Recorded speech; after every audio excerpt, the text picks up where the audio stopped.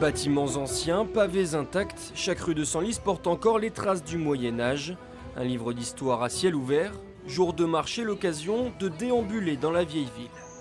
Elle a conservé son caractère du Moyen-Âge, c'est vrai. On peut le voir aussi avec les façades de maisons qui se sont évidemment améliorées avec le temps, mais c'est vrai qu'on reste dans cette ambiance médiévale quand même.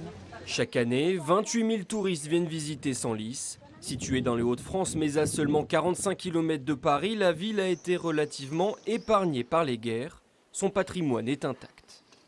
La ville est très jolie, elle a une histoire, la cathédrale, les petites rues. C'est une ambiance intime, les petites rues moyenâgeuses, les vieux bâtiments. Symbole de cette richesse, les remparts datant du IIIe siècle, époque où Senlis était un carrefour romain.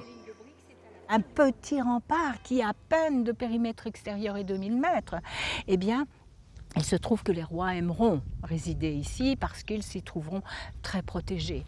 Une muraille de 4 mètres d'épaisseur qui renferme aujourd'hui les vestiges d'un château royal. Au Xe siècle, Hugues Capet y a été élu.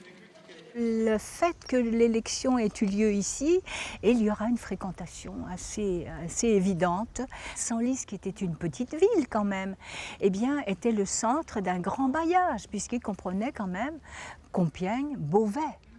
Donc on voit quelle était l'importance de la ville. Senlis, lieu de pouvoir où les rois aimaient séjourner.